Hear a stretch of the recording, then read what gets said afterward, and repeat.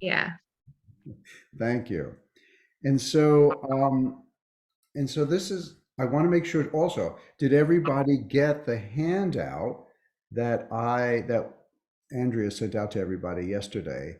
It's a PDF and it's called the Executive Masterclass Leadership Qualities. It has a lot of what we're going to go through tonight. So it's a standalone. You can take it away with yourself.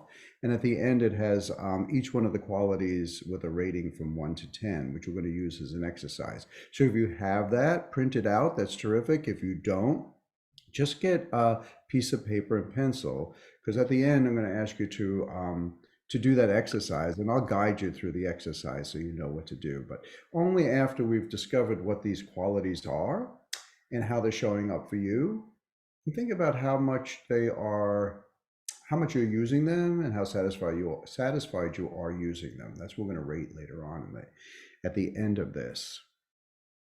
So one of the things, yeah, go ahead. Does anybody have a question? Or did I just hear a noise? Because this is very interactive. Anyone can just shout and say, Bob, I want your attention. But without that, I'll just continue to talk. And then there's going to be points where I'm going to be asking you some questions. And so I'm going to want participation. But before we begin, made sure that everybody had the PDF.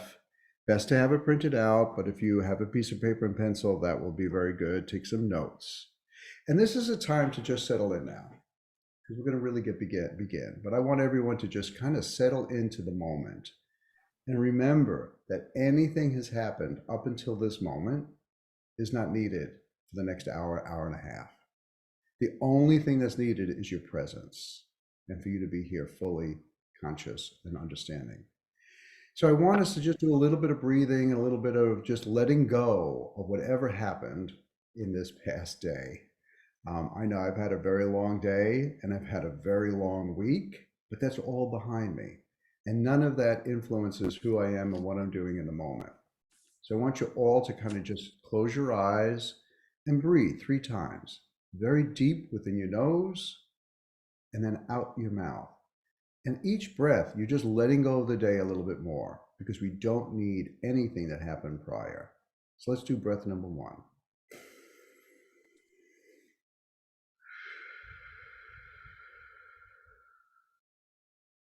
And breath number 2.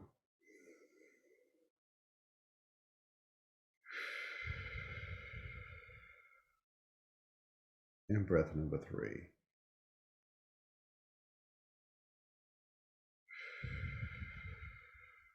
And if you want, you can keep your eyes closed for a few more minutes. Come back in whenever you want. But I want you to just feel relaxed. I felt a little bit more relaxation come in at that time. And I want you to remember again, there's nothing that needs to be done here. And like I say, everything that needs to be done, everything that needs to be said will be said here. And everything that is said needed to be said. And with that, this is a very safe place, very safe space where we all can share. We can all listen to each other. We can all keep our judgments to ourselves or outside the door. Judgment is not going to help us today. And all experiences are valid. Whatever experience you've had that you want to bring into this, and any experience you're having during this, is valid. And I want you to be able to experience it, express it, because the more you share with us, the more you learn about yourself. It becomes imprinted on us a little bit more deeply as we share with others. So I want you to feel comfortable sharing your experiences on leadership or anything else that comes up during this hour, hour and a half. And as you share with us, we all learn. And that's why I bring this group together. This is not about me.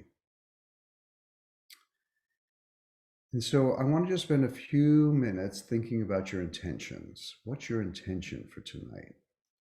And I just started to give you a little bit about my intention. My intention is always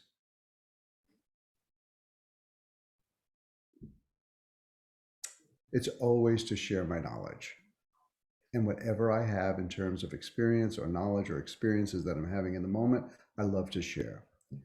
For those reasons that I talked about, because as I share, I hope somebody else learns, but I certainly learn more about myself. So my intention tonight is to share as much as I possibly can about any experiences that I had that need to be brought into this room. That's my intention. So if we can go around the room rather quickly, just give me 1 or 2 words of what your intentions are. Again, mine is to share knowledge. Miles, I see your eyes are they open again? Because you were closed for a while. Here and present. What's your intention for tonight? Yeah, I'd like to discover and really tap into the leadership potential and qualities that are already inside of me to figure out how to better implement them in my day-to-day. Got it. I like to keep track of these 2 and then kind of see where we are at the end. Fred, thank you for that. Fred, how about you? Just get a different perspective on what leadership qualities are from what I think that they might be. And never too old to learn. Thank you for that. I appreciate it. Because you're a young man, I need to learn that it's never too old for me to learn. I love that. Different perspective on leadership than what you have had in your head up until now. That's perfect. I like that. Nurio, what's your intention for tonight? My intention is to listen, and see how what I can listen from all of you tonight can kind of come together with a purpose that I have now in my life that has to do with leadership, of hospitality, the business that I have been in my life for a long time. Now I want to serve that industry about leadership, and I'm open to listen to what's going on about that. Excellent. Very nice. Thank you. And John, would you share your intention? Sure, Bob. I guess for me, it's being a continuous and intentional learner. So it's an opportunity for me to learn and to be able to share what I've learned with my clients whom I coach. I can identify with that. Got it. I love the learning and sharing aspect, of course. I relate to that a lot. Thank you. Erica, what is your intention for tonight?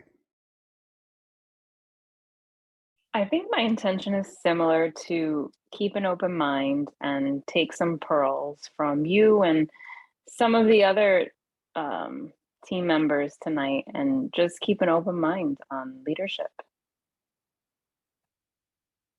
And it's funny, we always say, I've known Erica for a while. You use a word that's very near and dear to me right this now, pearls, because I'm looking for pearls. Funny, I've been looking for pearls for the past month or so. So when I find them, I'll bring them here and I'll share them with everybody. But tonight, I hope you have some pearls of wisdom from not only me and everybody else, but for yourself, from yourself too. So thank you. Thanks for sharing. Thanks, Bob. And Kirsten, yeah, you Kirsten Kristen is on the train, this very exciting train. I'm not quite sure where it's going or what's happening, but she's very excited about being on that train. And she says her intention is to listen to how others choose to lead and to hear their experiences. I love that, choosing on how to lead. It's a good one because we do choose leadership in every moment of every day.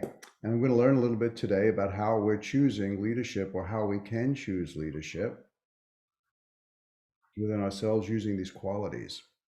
And the thing that I kind of summarize here, is people are really into learning about leadership.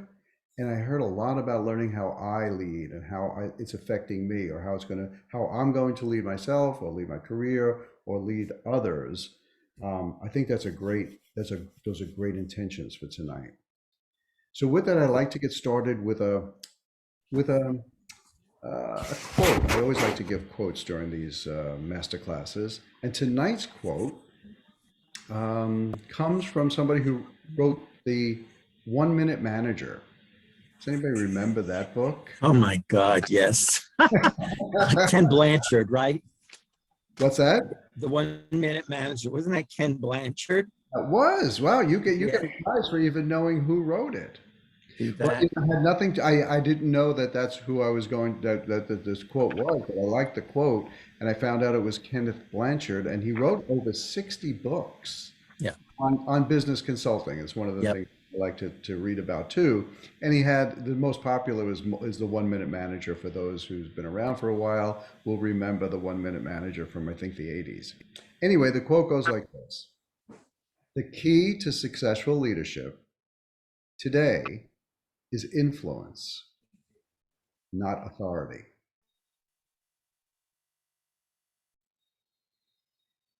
Love that. Hey, wait, I'm so sorry. I forgot to ask Andrea what her intention is for tonight. Let me back up. It's okay. Hey, I remember but I definitely want to know what your intention is for tonight. Well, my intention is to know how to inspire others by giving them an example. Love that. Thank you, Andrea.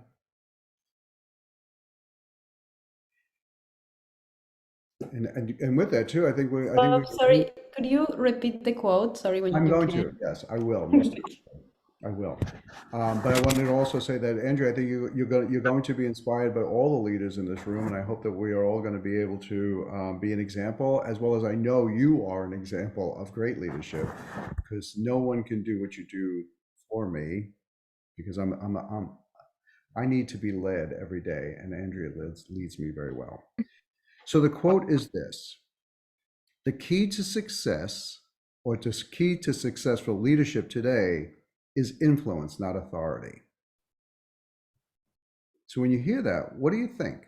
What are you thinking? What do you think he's saying there? Anybody? What's this? The key to success is influence, not authority. I would like to change that to inspiration. You would like to change it. So how would you, I love this. How would you change it? Like that the key can be inspiration, to inspire others instead of be authoritative. I like that. think influence, I think like inspiring others is even higher than influencing others. Wow. I like that too. I will offer, to the whole group here, that I think you can interchange either one.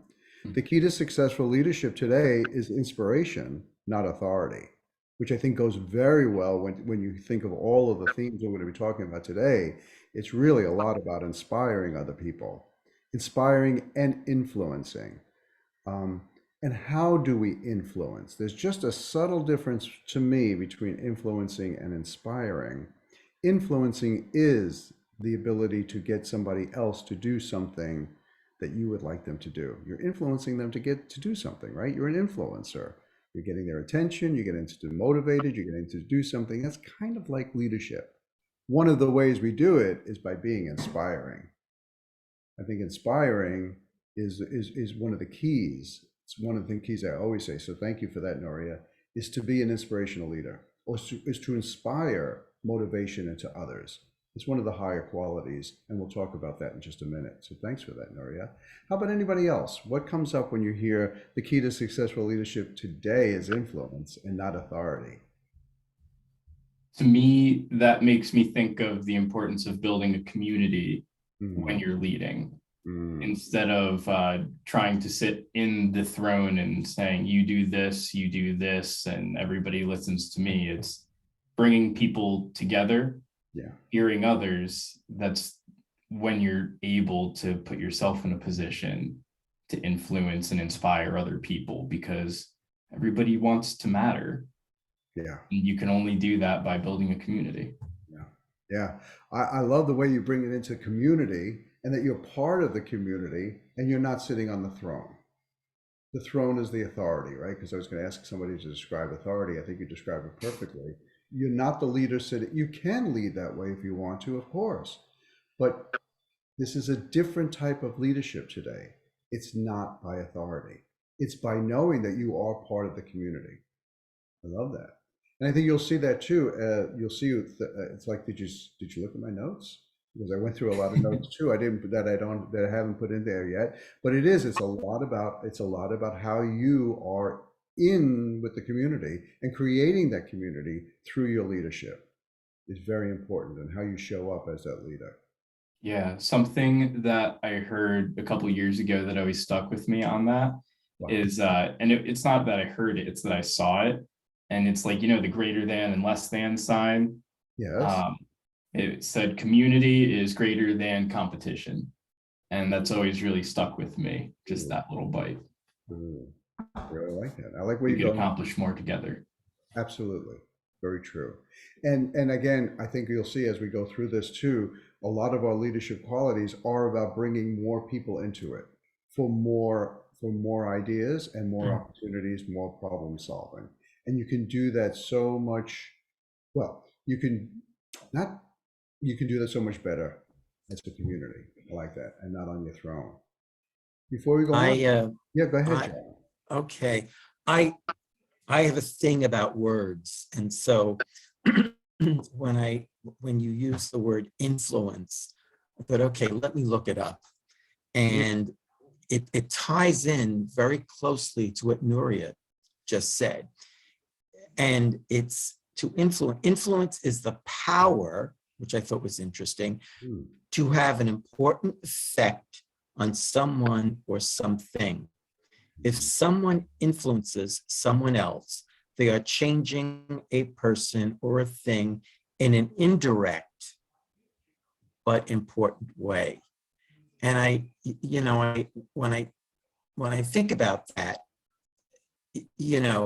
influence, it's helping by my actions or by what I say. There's something that someone sees in me or in a leader that will change the person, and in an indirect but important way. So it's not top down, but it's through this process of, I guess, coming to an awareness that, gee, what this person is saying or really is influencing my decision.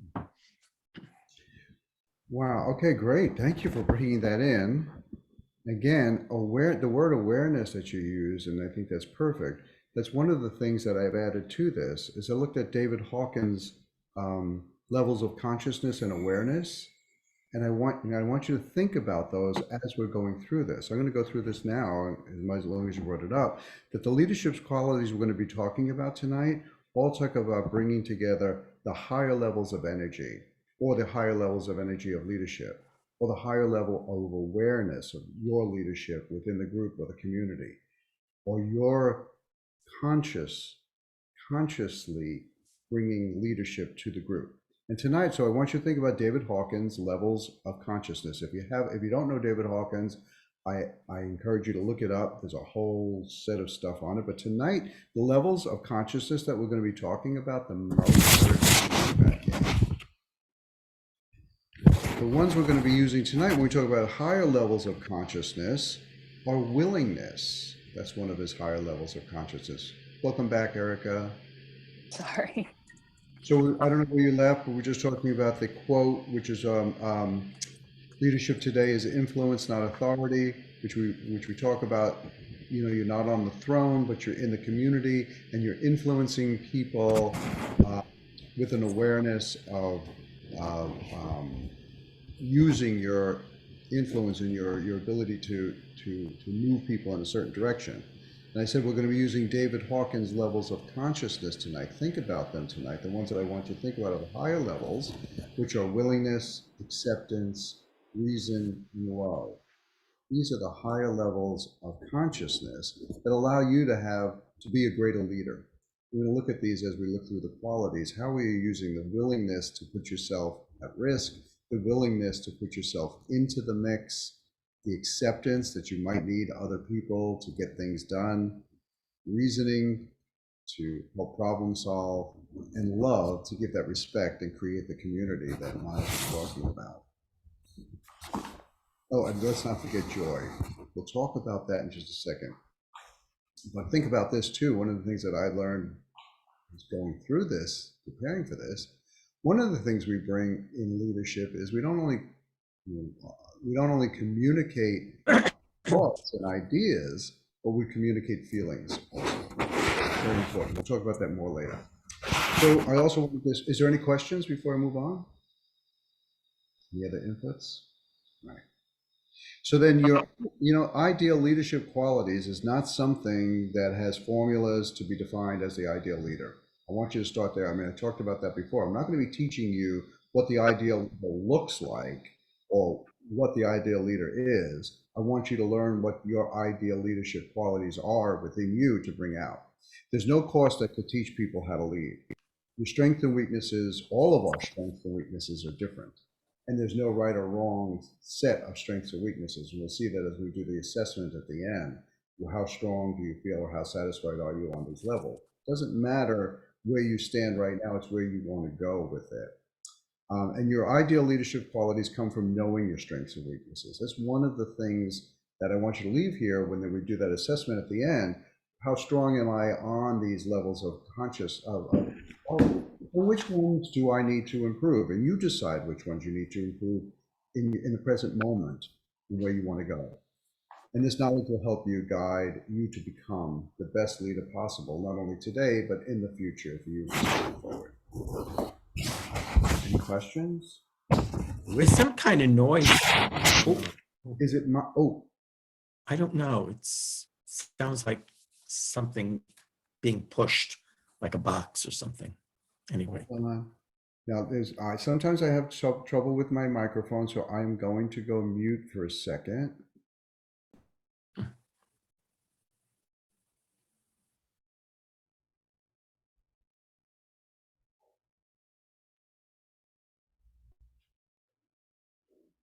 Did it go away?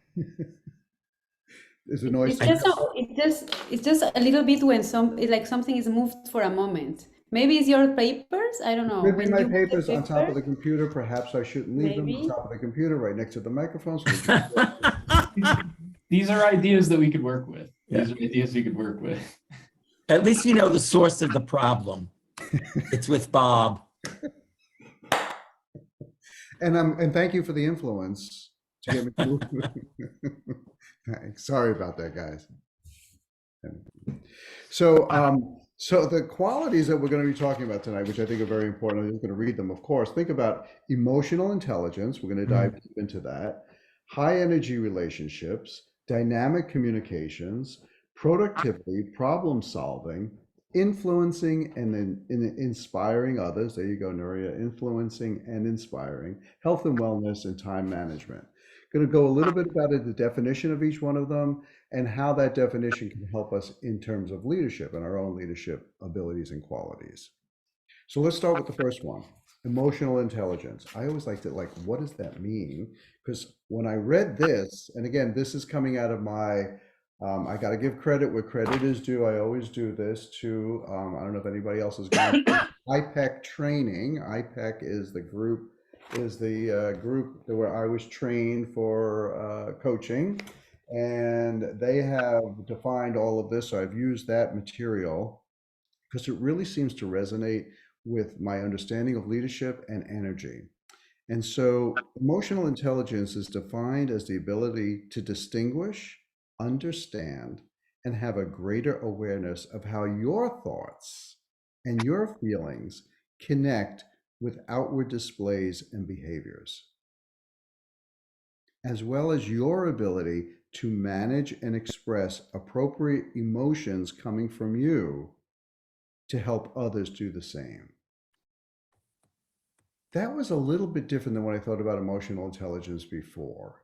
I don't know where I got this other idea of what emotional intelligence was, but for me, it was always, how easy it is for me to gauge your emotions and how easy it is for me to create a space for you to feel comfortable. And like I have super good intelligence in terms of understanding your emotions. But when we look at it from my leadership, it's how well am I understanding my emotions? Yeah. Right? Self-regulation. Self-regulation. Yeah.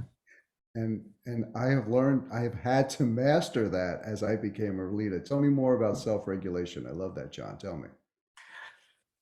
It's essentially, it's it's knowing, and you said it earlier, Bob. You said leadership is knowing my strengths and my weaknesses. Yeah. And for me, then it's especially looking at my weaknesses and Mhm. being conscious about when I'm talking to someone, or if I'm in a group, I tend to, I tend to get very emotional. And Mhm. so I can be emotionally happy Mhm. and I can be emotionally mad. Mhm. And I know that happens very easily for me. Mhm. So now that I know that, and it's a negative or weakness, I have to be sort of consciously competent and say, okay, let me be able to regulate that emotion, that negative feeling. Someone said something that really ticked me off. Let me not react in a way that's going to put that person on the defensive. So let me self-regulate and be more understanding, even though down deep, I know that it's annoying me very much. That's good. I hope you learned some techniques so it doesn't annoy you as much. But the self-regulation is really very good in terms of knowing that your own emotions and how to use them, Yeah. how to use them positively and negatively, and how you're showing up in the moment emotionally is a great insight into your leadership and is going to affect all the people around you, the community that Miles talks about. They're all going to feel that emotion coming from you. And you want those emotions to be at a higher level rather than a lower level. And so as you regulate yourself up to the higher levels of emotion, you're really bringing the entire organization and the entire people around you to a higher level also. What is a higher level of emotion? Again, the awareness maybe, or the consciousness, the willingness, like in this Oh, case, so being in willingness, being in acceptance, being in reasoning, being in those are love, high, right? And joy. exactly, Okay. exactly, exactly. And Bringing something, that to your leadership. Go ahead, Miles. just something I want to add to John's explanation of self-regulation is it's almost especially important with those more negative emotions like anger or despise, whatever.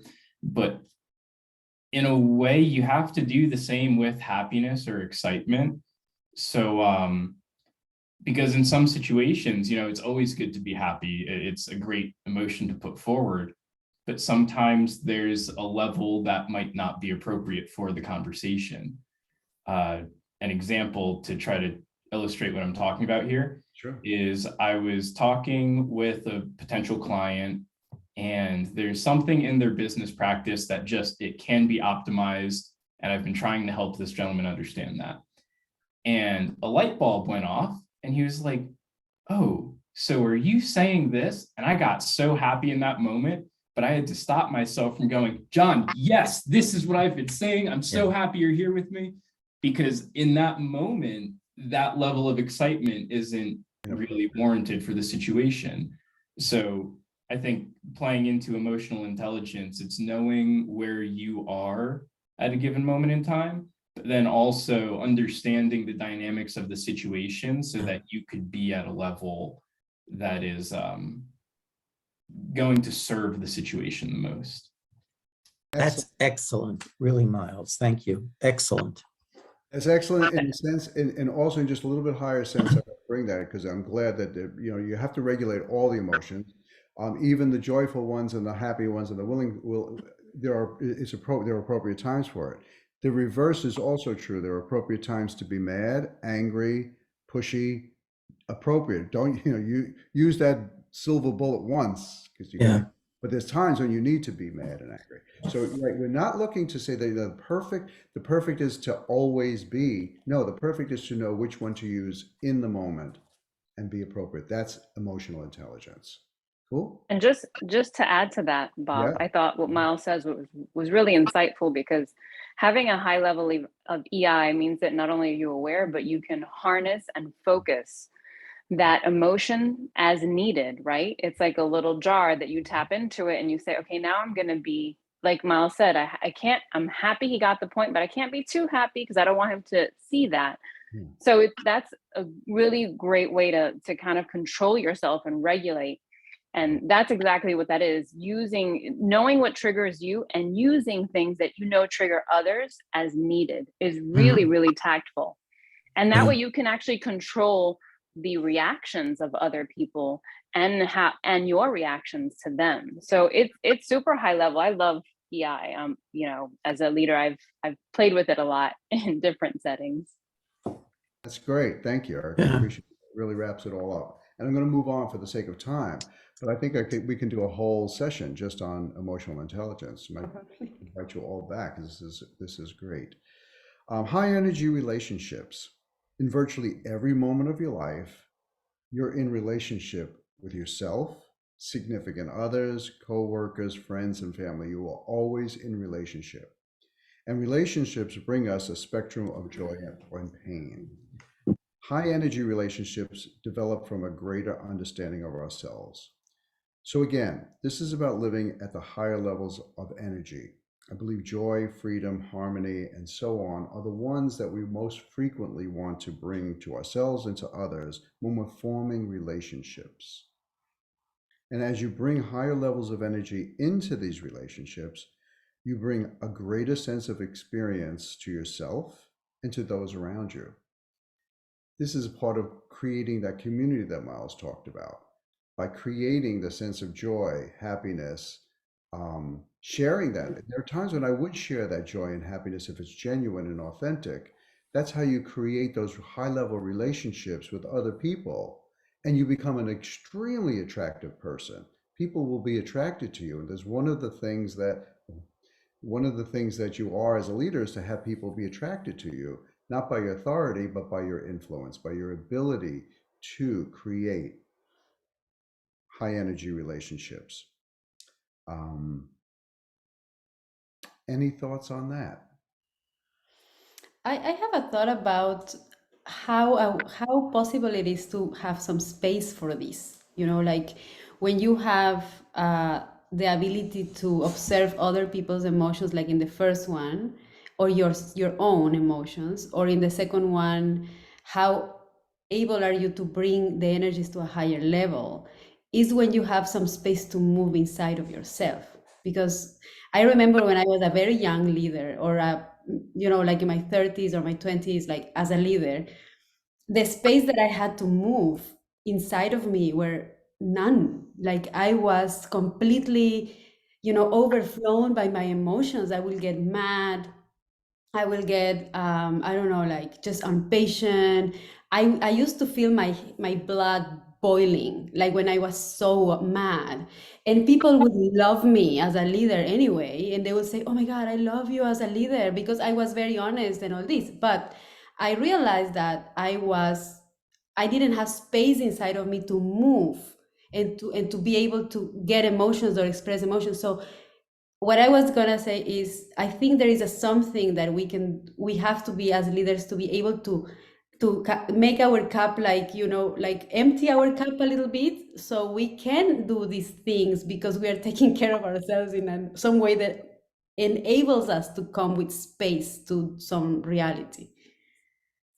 I'll just make an observation on what you said, because I didn't hear a question, so I won't answer anything, but I'll just make an observation that what you're bringing to the table is that when we use those lower forms of consciousness and energy and awareness, fear, anger, mad, it restricts us. We're not able to move quickly. We only No, know. it's the other way. When you use that, is because you don't have space. Like it's you can't. Well, I think it's creating the restriction. It's creating no space because you're so angry and mad, and there's only one way to go. That's your way, and that's the only way. Now, you can be a successful leader that way. Many people get things done that way because you know you're doing the right thing, but you're not giving yourself the space and not willing to accept others and perhaps other ways of doing things, and you're not creating that space for yourself. Lower forms of energy constrict us. And that constriction is what you're talking about immediately. There's only one way I can see doing this, and it's my way, and I've got it to be done this way, and that's the way you're going to do it. Yes. I love that, Nuria. Thank you, because I need somebody to tell me what to do. And that works. Yes. Okay. Okay. That's my observation. Anybody else? Anything else on that? Then we'll go on to dynamic communications. Communications bring forth ideas and feelings. That's the thing that really hit me. I sometimes forget about the feelings that I create when I communicate or when I'm a leader. Dynamic communication focuses on the power of positive energy created when you speak to others and how that energy inspires, motivates, influences others into taking action. Didn't realize that for myself. For myself, I somehow do create positive energy and positive, that's the feedback that I always got from my 360s, is that I may not always know how to do anything and everything, but I create this feeling of positivity. I create this feeling of what we can do it. Let's figure it out. I don't know how to do it, but let's figure it out, and we will figure it out together. That high level of energy, that willingness to do something different.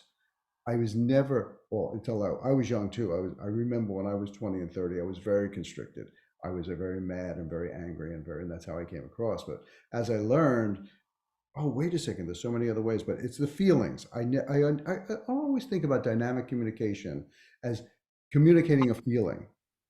And we talked about that before. Miles talked about that, right? And the regulation of your feelings and knowing when to create the feelings. It's very powerful. So here again, we create a way not only to communicate ideas, but good leaders communicate feelings. They show people how to get things done through, they not only show things how to get things done through their words, but also through their feelings. And great leaders communicate with words that create great feelings. Oh, I'm sorry. Good leaders create with words. Great leaders can create with feelings.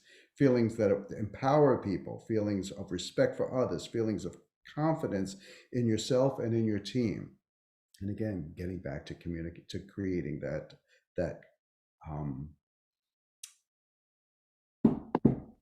society, the community, and coming off of your throne, you're communicating that. Ideas and thoughts that come up for you on this one? I feel like this is really centered around intention. Oh, tell me how. So in the way of communicating feelings, you could have something that you need to tell someone, a loved one, a coworker, a friend, whatever. And maybe it's bad news. Maybe this is objectively something that is not good. And so then you're presented with the options of reining it down, saying, I have bad news for you. This is what's going on. This is what's going to happen, X, Y, Z. And there's sort of no intention there. I'm sort of just blurbing words out at you. But if you have the intention of I'm communicating the situation and my intention is to let you know what's going on and that I want to work through this with you, just by having that intention in the back of your head, I think you almost inherently communicate it differently. Mm-hmm. And so I feel like being clear about the intention of the communication, I don't know, that's what I think about when we talk about dynamic communication. Can I play with you just for a little bit? So going back to this is dynamic communications, and we're communicating feelings. You're right on to the feelings. And so I want you to talk about what is the intention? What is the intentional feeling you want to give somebody when you're giving them bad news? I guess safety, trust, maybe a little hope sprinkled in there. Excellent. Excellent. Yeah. I think that's what you're getting at with dynamic communication. I'm not only going to communicate the words, bad news, you're going to be losing your job and I'm firing you. I'm going to say it with some hope, respect, and I'm going to trust. You're going to trust that I'm telling you the right thing and that I'm doing this for the right reason. Yeah. If you can give bad news like that, along with feelings of hope, trust, respect, you're a phenomenal leader. I think you bring it that way just by going just a little bit deeper. What's your intention here is while giving bad news, the words are bad, you're fired or you're doing a terrible job, communicating it with the intention of communicating the feelings that you want to give, such as hope and trust and all that. Wow, that was powerful. What does anybody else think about that? Fred, I'm just going to ask you just to see what you're thinking. Andrea too, because you haven't said anything. You don't have to. I'll tell you what I'm thinking, and I'll probably get excommunicated from the meeting, but basically, I think that the whole direction is wrong. Everything that's being discussed now is about me, what I do, how I do it, when I do it. The starting point, in my opinion, is what's the desired outcome? What are you looking to accomplish? Okay, so if you start with the desired outcome, and then you can take different scenarios, in which case, let's say you're talking about in an office environment, okay, you have something you're looking to build, something you're looking to produce, something you're looking to deliver. Basically, it becomes down to, in order to be a leader, you have to be professional. What does professional mean? It means you have to be honest. You have to prove that you can be trusted, and you have to have an outcome that makes sense, because if it's a bad outcome, people should not want to follow you because they don't want to go in a bad direction. Okay, so in a business environment, it's a question. So you start with the outcome, and then how do you act professionally to get that done? And you know, going back to the influencing, the bottom line is you may not have everybody who needs to be an actor reporting to you. So in order to get something done, you have to influence others that are not reporting to you to convince them that this is a good outcome, and their participation will help you get there. In a non-professional working environment, let's say you're talking about politics, okay? You can't be a leader. You can just you can provide your point of view, you can give your reasoning, but there are too many people who believe in alternate truths. So you can't in a leadership way convince people. It has to be in an emotional way with the facts as you see them. And if they're willing to listen, then you can have an honest discussion. But you're less likely to be able to convince people by managing yourself and how you deliver stuff. So that's my opinion. Well, I love your opinion. Thank you. And I'm still going back. I'm still trying to figure out, you know, like when you first came on, you says like, well, it's all wrong. Our approach here is all wrong. And I'm like, okay, where do we go? Because you're starting with what do I have to do? Yeah. No, the starting thing should be, what are we looking to accomplish? That's right. And then how do I go about trying to get it done? So And being professional and honest and listening to people is how you be professional to get it done. So you don't start with yourself, you start with what you're looking to accomplish. I think. Why do they have a different opinion, or what do they want to do it differently?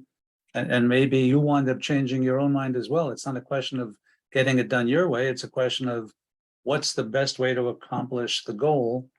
And presumably, theoretically, it's always what's best for the company, what's best for the organization. And then it's a question of which ideas get that job done. I guess, may I jump in? And You may in just a second. I just Sure. want to make sure clarification that I'm hearing, and I want to make sure a clarification. And I'll let you in a second, John. So what you're bringing to the table is it doesn't start with you. What it is that you want to communicate and or get done as a leader is not necessarily what you want. When you're in an organization, it's something that the organization, there's another goal, there's something that you know you have to get to. And you're right, I didn't start there. I started almost with the assumption that as a leader, you were the one to get people to do something. And that really, it's a good distinction. So thank you for bringing it in, that, you know, a leader isn't just somebody who's just doing something for themselves, although sometimes there has to be, but certainly within an organization, or certainly within an organization like I was in, or any time that you're a project manager, and so we're doing something else for somebody else. We're trying to accomplish something for somebody else, and we're trying to get that through other people. But then you went on to use a lot of the examples that we're talking about. As a leader, it's going to be done differently as you show up differently as a leader. And you started to use a lot of the same words that we've been using here, which is not much different than what we're talking about. But the end goal is not yours. It's not mine as the leader, unless you want to be the king that Miles was talking about. You bring up, there's something that we're going towards, and let's not forget that. And it's not just about us. It's about bringing all of these qualities, professionalism, respect, listening to other people, knowing that you're not the only one. So the distinction is that we were not talking about what are we trying to lead people towards, and that's where leadership starts. I like that. Thank you. And now, John, if you would. Yeah, I guess I want to raise an objection, and is that okay? Well, I don't know. Are we under the Roberts rules? No, I guess. Who has the floor? Carries out. Are you well, again? We're in a safe environment. Yeah. Every experience is valid, and we let everyone say what they need to say. Yeah. So if you have an objection, go right ahead. But as long as it's not attacking somebody else. Yeah, and I have to be careful. It really shouldn't be it's a difference of opinion. How's that? So, and then also think about how you want to deliver this news with the right feeling. What is your intention? Yeah. Go ahead. I guess for me, it's the words we use. So going back to communication, it's the words that we use that can help or hinder a situation. So an example, Fred, you talked when Bob asked you your opinion, you said, well, and I don't know. I'll probably be excommunicated is what I said. Yeah. And so that put me on high alert. Oops. Okay, this is going to be something, not pleasant. And then you said, I didn't catch it all, but the two words that I caught were, it's all wrong. What we're doing is all wrong. That's what I heard. And then you talked about purpose. I get that. And that we have to convince them that. So I'm looking at this and I'm saying, from your perception, it may be all wrong, but that's a subjective opinion. And so, part of that is the words we use to be able to raise a difference of opinion. I think we need to be conscious of, because they can put people on the defensive. So an example, I mean, I don't want you. I think you made your point, and I think it's a good point, and I think it's a point of exactly what we're talking about here. First of all, Fred, Fred is willing, can say what he wants. You talk about what the experience is for you when he says that, and what we're talking about here are the words that are used and the feelings that are communicated with that. And for you, the feelings were high alert. For me, I leaned in. Whoa. I love where did we go wrong? Fred's going to write us. This is terrific. I'm glad he's here because, I'm not the king on the throne, and wow, we need to. So the feeling is subjective. It was my feeling, your feeling. So I mean, we also have to be aware of the fact that the words we use do communicate feeling as well as intent or Yeah. words. And then how is that feeling for the other person? It could be different. And I so, agree. Yes. I think Which is that's the why big I raised my concern. difference of Yeah, opinion. I think, and I appreciate that. Because this is very complicated. This is not leadership like this is not something leadership like Noria explained before. This is the right way to do it. That's the only way to do it. We're going to do it. That makes life easy for you as a leader. This is now complicated because we're talking about people, and people change from moment to moment. We change from moment to moment. We have to be flexible in that moment Yeah. to be able to assess our own feelings, the words that are communicated with those feelings, and the feelings of others, and how that's going. And with that, thank you, Fred. I appreciate that. Let's Okay. invite Kristen into the room because you're off of the train and into this exciting world. So welcome. I just like to make sure you can Hi, hear us. I can. I'm so sorry about that. I was bringing my mom over from Hudson Yards where she got in from Delaware earlier this afternoon. So yeah, subway train, super exciting with like an 80-pound suitcase. No offense, Mom. It's Well, fine. listen, It's fine. I totally wrestled that thing.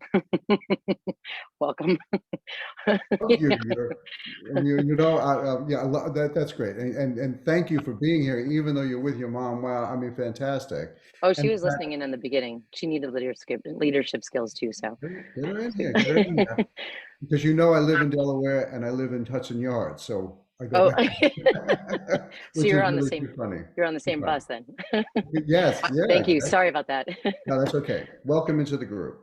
So Thank we're you. talking, so let's go on and move on to, we got a lot to go through, but this is terrific. Productivity. There is energy you bring to getting things done. This gets back to what Fred was talking about. Wait, we're here to get things done. There's something we need to get done. And so the energy you bring to getting things done, getting goal setting, making decision, and achieving results. This is what Fred was saying. Hey, let's not forget, we're here as leaders to achieve results. That's what productivity is all about. And it's the energy you bring to it. So here, I think, as we bring in the energy of willingness to do things and get things done, the acceptance that we are not the only ones that can get it done. That's exactly what happened to me when Fred said, hey, we're making a mistake here. I was willing to listen to what he had to say, and the acceptance that the way that I'm doing this, or what I have to say, is not the only thing that needs to be said tonight. And reason with yourself that you need others to accomplish more. That's productivity. That's going to increase productivity when you bring in the feeling of willingness to accept that other people might have the idea and you don't. As a leader, you're still responsible for getting the work done, but you're not responsible for doing the work. Let somebody else do the work if they can.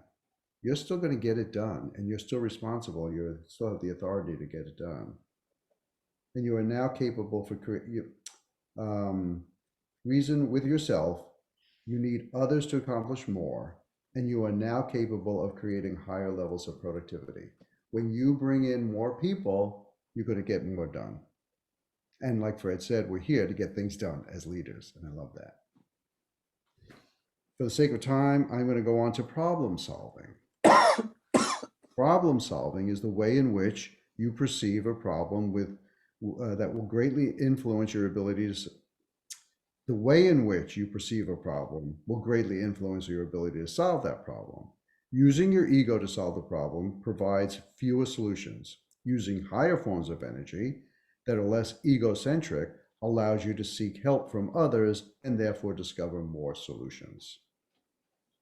Using lower forms of energy such as anger and fear, we talked about that before, to motivate people and yourself and others to find solutions are limiting your ability to think easily or freely. That's what Noria was talking about. That's the restriction I was talking about. You're really restricting yourself from being able to move freely and think freely. And this will keep you from discovering solutions that are available to those that use awareness such as courage, willingness, reason, and reason to find a solution. Those are the higher forms that get you to more problem solving. Any ideas on problem solving? I wanted to share a quote that I love about leadership that has to do with this. That I learned actually, I read actually in a pastry book about how to be a pastry chef. And it said the role of the leader is to remove it said the role of the chef actually, but it's the same because you are the Chef, leader in the yes. kitchen. So it was about, your job is to remove the obstacles so others can work freely. I like So I think it has to do with problem solving, because when you are the leader and you are like using, like aware of these problems, and you maybe can serve others solving the problem, so you can just keep moving freely. It's like if they are driving in a highway or in a road, you're just helping remove the blocks, so they can actually go and sometimes they will solve the problems, right? But you Yes. can be that person that is kind of in that mindset of, I can help remove the blocks of the road, so you can be freely in use of your own. I love that. Thank you. Yeah. Part of the definition of a Scrum Master, right? So tell us more. Yes. Tell us more about the Scrum Master and how that applies here. I think you're onto it. Well, the technical definition of a Scrum Master is supposed to be a servant leader. That's right. And the objective is not that the Scrum Master does the work. The objective is that the Scrum Master removes impediments so that others can do the work. Yeah, perfect. That's exactly what I was thinking of too, Fred. That's why I'm glad you used that. And you used a servant leader. It was one of the things that I just published a little while ago about how to be a servant leader. I go to work every day to remove the obstacles for everybody who work for me, right? I'm working for them to remove all their obstacles so that they can get the job done. Nicely said, Nori. I appreciate that. Let's move on to influencing and inspiring others. Successful leaders do not focus on what to say in order to get people to take action. Instead, effective leaders focus on how they can be in order to embody a message that inspires others to accomplish a task, create a powerful team or relationship, or to join forces together to create the community we talked about before, to complete a mission, and a mission that Fred reminds us of. This one is always a tough one for me because it has this quality of being, and it really talks about, instead, effective leaders focus on how they can be in order to embody this. The reason for me why it's difficult, me, Bob Russo, is because I spent my entire life learning how to be a leader. I did what I am telling you not to do. And I forgot how to use my intuition, my intuitive qualities, the things that I know I use in the moment to lead others. For me, the best leader I can be is I must remember that I show up as me and not try to be the copy of somebody else. And that's hard. That's very hard. But it really truly is. That's something I learned earlier today with another group, to show up not as a copy of somebody else, but to be me. And that's being. And the greater leaders are the ones who are willing to just be, because we all have these innate qualities uniquely. They're different. Remember at the very beginning, we said that these qualities differ from person to person and within ourselves. So just allow yourself to be, and know that in the present moment, you have everything you need to get the job done as a leader. I don't know if that makes any sense to anybody. Does anybody else have any insights on this that maybe can help me in what I said, or anything that I said that brings any insight? I have something that comes to mind. I am interviewing leaders in the hospitality business now. And I interviewed one leader last week, and she was telling me, I told her, what is one thing that as a leader you want to accomplish after so many years being a leader in the hospitality industry? And she said, I really would like to get rid of my the imposter syndrome. Mm-hmm. And I think it has to do with what Bob said, because he said, as leaders, we the best leader we can be is the one that is fully present and being on your authentic self, right? I mean, that's the best leader, the best daughter, the best wife, the best everything, the best citizen, the best everything. If you can be fully present in your authentic self. But let's talk about leadership. The more do you accomplish, and many times when you have big teams or big responsibilities or goals, also this imposter syndrome is chasing you and questioning you at the same time you're trying to be yourself. So I think, for my experience, you jump in and out of that, and you become better and better at that as when you really have clear that you need to be you. Because many times you're also trying to copy, because when you're a leader, you want to learn all the time. You want to you listen to other people's wisdom because you are a learner, and then you get confused about, who am I? Should I be doing like he's doing? And then the imposter is chasing you all the time. So I think you need to be very compassionate with yourself, and just try your best to be the best yourself that you can be every day. And I think then, yes, you know, yes. I think you. so it's like in and out, and then sometimes you get it perfectly, and the other times raise compassion to yourself too. Yes. Yes. The being yourself, and as a leader, I like the way you bring in the imposter syndrome, because at some point it comes in, who am I to do this? And that who am I to be this, right? I look at other great leaders and I'm copying them. I can do that. Who am I to be this if I'm just being me? Well, that is the thing you have to fight, because that's the thing I'm telling you, is that you are to be the most, what is it's under influencing and inspiring others. There's nothing more influencing and inspiring than being your unique self and not copying anybody else's, because what you bring to the table is something that no one else can do, and it's very inspiring when it's done. And the imposter syndrome will come after you every once in a while. Kristen, I would suggest something to you. Sorry, Bob. Kristen wants to say something. Yeah. Oh, did you want to finish, Nuria? I just wanted to suggest something just for the notes, that you can maybe you want to take a note, because I think it would be so amazing to bring people together, and maybe they can share what they, not now because we don't have the time, but to share when have you really felt as you in your leadership. Maybe you could share with others, like people could share, because then it will be a story of the journey of people. Like, when I found myself as a leader, when was that? Just that. That's a great question. Maybe we'll put something like that together. Maybe It's a good survey question. Okay. So, Kristen, what were you going to say? I just have two very quick thoughts when you brought that up. I always try to lead by example. So when you're talking about inspiring and implementing, I'm not setting out to like you were saying, like, not, it's not what you say, it's what you do. And so if I can do these things, I'm hoping to inspire others to do those same things, or in a similar effect, as a team. And the other thing is something that it's a quote from Maya Angelou that I always hold very dear. It's about not, it's not what you said, it's not what you do, it's how you make them feel. And to me, that's a very important, it's an emotional intelligence thing, but it's also very important to me, a leadership quality to, leave people feeling empowered.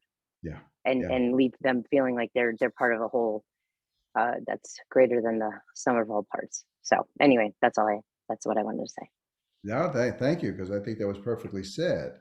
And it goes back to so many things. I mean, even back to the communication, right? What we communicate is not only words, but the feelings, and people are going to remember that more than anything else. I have a quick question. Yes, go ahead, Fred. So on the one hand, I heard be yourself. On the other hand, I heard control your emotions. Don't show what you really feel. How do you reconcile those two? Great question, and thank you for bringing it up. I don't think we say control. We may have used the word regulate, which may, now that I think about it, may also be. It's being aware to bring the right emotion into that moment. And you do that through your intuition mostly. No one can teach you which emotion to bring in the moment. You will know that. And like Miles said, in his moment, he held back on it. That was his intuition. Whether that was right or wrong, who knows? But he went with what he felt, and he regulated based on his feeling in the moment. This was not the right thing. The next person, he might show, yeah, this is great, this is fantastic. So your being knows in the moment intuitively which emotion to regulate, not control, not tamp down, but to know what to use, which one to use, and how much of it to use. Does that make any, Yeah, it does. Thanks. it's a great distinction. We are great paradoxes as human beings. Can't look at anything directly, and I love this. Great intercourse here. I love this. So health and wellness. As a leader, all mental and emotional work you do to be productive is of less value than the work you do to keep your body in shape. So no matter how much you practice this thing, no matter how much you try and be a great leader in terms of controlling and not control, sorry, of regulating and bringing high energy relationships, your capability of accessing all of this is in proportion to how well you feed your body, rest your body, train your body. Your body is the instrument that is used here on earth in this time and space to get everything done. And that body has got the more optimize that body with health and wellness is really what I'm trying to say. Because a weak body or one that is tired and lethargic is not going to be able to lead as best as it could if it was well rested, well fed, well energized. Does that make any sense? Yeah. Well, do you agree? I don't like to say, does that make sense? Everybody agree? If anybody disagrees, I think you've learned you can disagree here without any problem. I think that's so I think important. there is an element missing that is the spirit, no, and the also the kind of the mind, because the mind, the state of the mind, you know, to me it's missing something, because it's not only the rational and the body as rest well. So many people are so good on being in shape and eating healthy, and at the end of the day, the capacity that they have to become intelligent emotionally or like this is very narrow anyway. Well, the way that and you bring up a good point. We didn't talk about spirit, and I did not talk about spirit there, but I do the same thing when I do talk about spirit. My ability to connect with my spirit is almost in proportion to how well I keep my body, this instrument that connects with spirit, healthy. So it's the same thing. I cannot connect to the intuition and to the knowledge and to the wisdom that I have unless I keep this body, and to the spirit, unless I keep this body in good health. Somebody else said something just before Noria. Somebody was jumping in to say something. Oh, I just wanted to interject, Bob, because I think this Sure. is such an amazing point. As a leader for many years, nothing is as important as your health. And I put, mind, body, and soul in one bucket, because it really regulates how you show up, and your presence is highly affected by your health, wellness, and spirituality if you have it. So as a leader, we forget that. We try to flip that, and sometimes that takes the back burner on a lot of things, which probably all of us are guilty of. But it is so important, because if your body's breaking down, you don't get tune-ups, just like other things, you can't show up. You're in pain. You're and the pain reflects as an emotion. The anger reflects as an emotion if you're not dealing with things. So I think that is very important to be a high-level leader and practice some of these great tools in the best effort possible, so to speak. So I love that. Yeah, I thank you for bringing that in. I know you know this well, being in the health wellness field most of your career. And it brings back some of the other things that we said throughout this whole evening too. There are things that are going to restrict us in our ability to bring all of these qualities to our leadership. Our emotions and the lower level of awareness, but also our body and our health and our wellness also will either restrict us or open up more opportunity. So yeah, like Erica says, this is an extremely important topic, health and wellness. And that's why I think it's part of leadership and part of why we discuss it in our leadership program. And then Someone go ahead. told me someone used the term self-compassion. And again, because I like words, I said, what does that mean? And I just happened to look it up. Someone said it to me and I looked it up a while ago, and then it came to me again based on the discussion. But self-compassion entails being warm and understanding toward ourselves when we suffer, fail, or feel inadequate, rather than ignoring our pain or flagellating ourselves with self-criticism. It's the ability to just be compassionate to myself and know that I'm flawed and I will make mistakes. And that's part of the human essence. I agree with you 1,000%. And thank you for bringing in that definition. What it reminds me of too in that is not to ignore the pain and or dismiss it, but to actually acknowledge it and then give yourself compassion to comfort and give yourself comfort to go through it and see what you're coming from. Also, this self-compassion to me is part of health and wellness too, because you cannot really have an optimal mind, body, and spirit without self-compassion, because you're going to drive yourself into the ground without it. That's really what you're saying. I really appreciate that. Thanks. And time management, kind of the same. Well, not that. Your success as a leader is directly impacted by how you use your time. Time is our most valuable resource, and how you use it is going to impact your ability to be a great leader. How you invest your time also. You control your time. Don't let time control you. And the best way that I've learned to do this is to slow down. I didn't learn this until very late in life, that as I slow down, and what I mean by slow down is I only do the things that are most important for me today. I used to do a million things in one day thinking that I was so productive because I'm so busy. My to-do list is so big.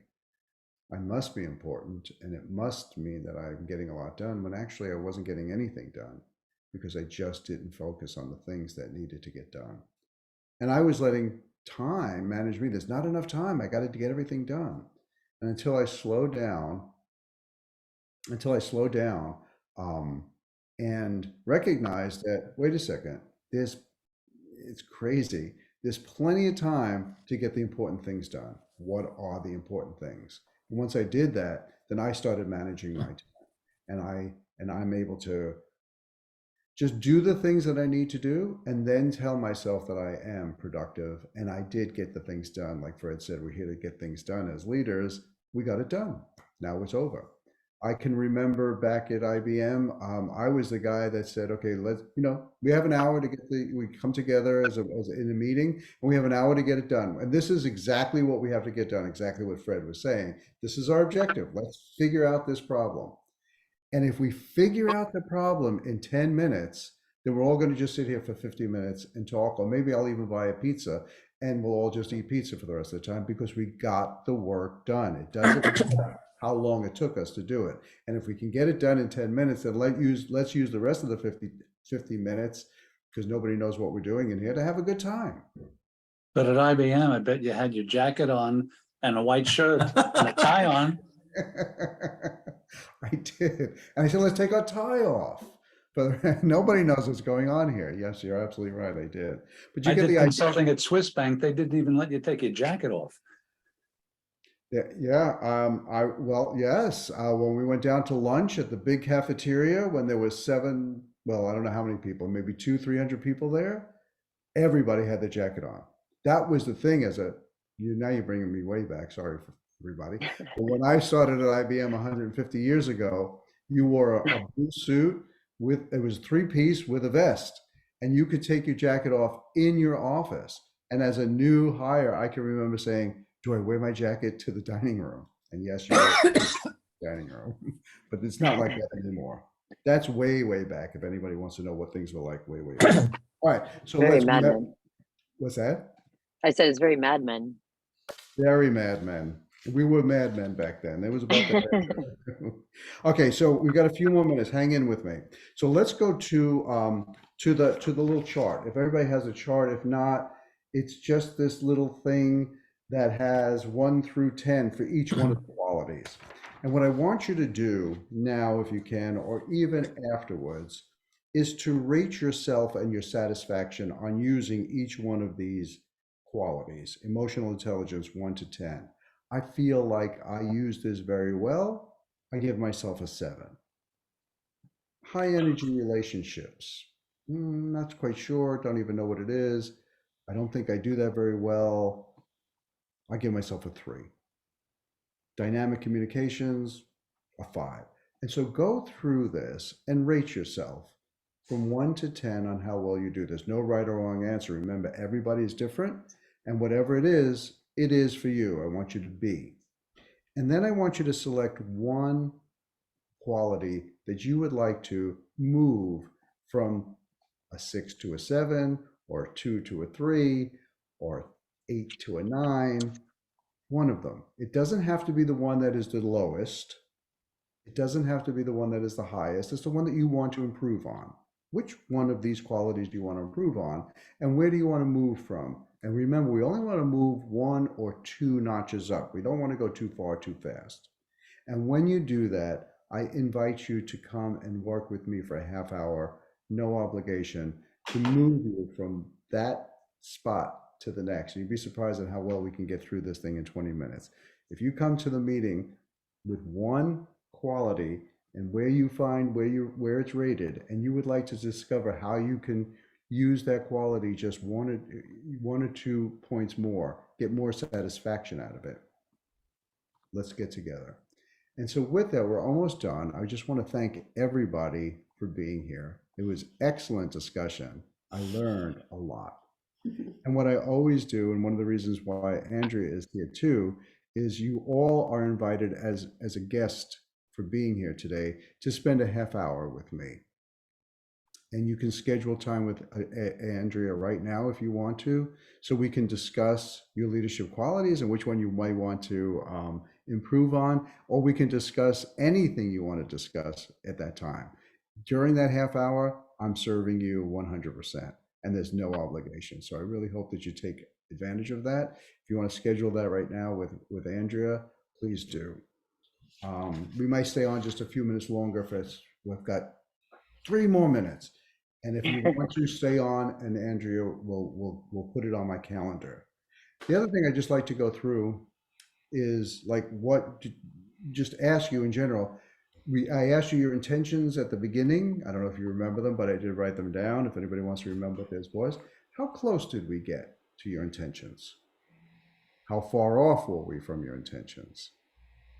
Where did I miss the mark and go wrong, as Fred would say? Seriously. Well, thanks. Thank you, Bob. This was amazing. And I will definitely take you up on that the offer after. But I do feel like listening to everyone, even when I was on the train for a while there, hearing everyone's, experiences and thoughts was inspiring and helpful and productive. So I appreciate it. Yeah, I think I nailed 3 of the leadership qualities. So Thank you for saying that, because again, what I really like to do is have a community where people do speak and respect each other and share. And I think you got a lot out of that. So thank you. Anybody else want to say anything before we say goodnight? Also, thank you, Bob. Thank you so much for the discussion. I could stay like 2 more hours talking about this, so that's a good sign. So thank you. You create a very, like a community feeling and very warm feeling. So thank you for that. Well, you're welcome, and thank you. And Nori and I, we know each other from a different perspective, and we spent an hour and a half together earlier this morning. So Nori, yes, you and I can spend many hours together and still continue to talk, and that's wonderful. And I will invite everybody to be part of something in the future.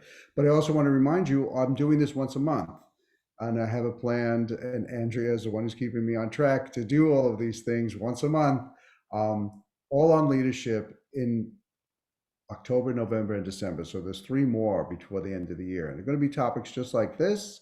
They're on the website. Just look at the website and you'll see. Maybe we'll even send you tomorrow a link to the website so you can sign up for the ones in the future. John, what do you wanted to say something when Nuria was going to talk? No, I basically, I'm looking at my notes, and I guess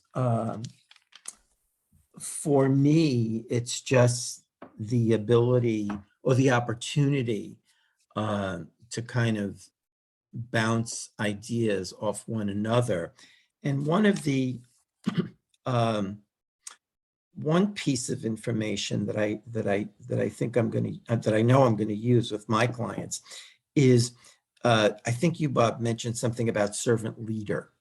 Yes. And you did a sentence and you said servant leader is someone who removes barriers so others can do their jobs more effectively. And what I thought was, since there are so many models, leadership models, there's coach, servant leader, blah, blah, blah, blah. What I think I'm going to do is make a list of those labels and maybe get one sentence, because I think for people to put their head around, what is it? How is a servant leader different from leader as coach, and this and that? And maybe if there were like one sentence that could sort of explain it, that would be perfect. Great. So that's my takeaway. Thank you. And I like that takeaway, and I'll offer that if you want to bounce that off of anybody, I'm here. Set up a half hour, not only for coaching, but I mean, if you want to talk about this, but if you want to talk about that, I would love to come up with that list and give you any feedback. I would love to inspire you to come up with that list. I think it would be extremely helpful. And maybe in 2023, you can come and do one of the leadership trainings out of Executive Game Changer about that, the different types, which is a different approach to it. I love that. And Bob, one other thing, I think we could open it up to any of the group here if they want to, together as a group, we can put this together, build this. So, Great. You know what? That you just reminded me of something else that I wanted to say. We've also created, Andrea and I have created a forum on our webpage. So Andrea, maybe we can send everybody tomorrow who showed up a link to the forum, and you can all join the forum, which allows us to have a communication back and forth. And maybe John, you can get in there and start something on a little project, bring us together, set up a date, a time, and bring us together to come up with a list of all the leadership types and a one-word discussion. I would love that. And then maybe you can even lead that right out of the forum. I'd love everybody to join. I have something that I wanted to say, John. I love it. What I like about that is that maybe we can be different leaders in different days. So sometimes maybe somebody needs a leader that is a coach, and next day we need to be servant leaders. Yeah. So I don't have to be a servant leader every day, because maybe Yes, that's you're not absolutely right. what the team needs. But if I have this, and I can kind of adapt, because we know we are different humans every day, basically. Yeah. So I like that idea, and I would love to participate. Great. Good. Well, thank you. With that, we're 2 minutes over. I'm going to say goodbye. What I usually do right now is I leave the camera. I take the camera off, put myself off, and you guys can still continue to speak, because this is the time, if we were in a real office place, you would all be running to the lobby, and then you would all talk to each other and say hi and all that kind of good stuff. Or you can schedule some time with Andrea. So I'm going to say good night. Thank you all. Good night. Good night. Good night. Thank you, everyone. Thank you. Bye-bye. Andrea, I'll follow up with you later. I actually have to run into another meeting, so have a good night, guys. Good night. Good Bye. night.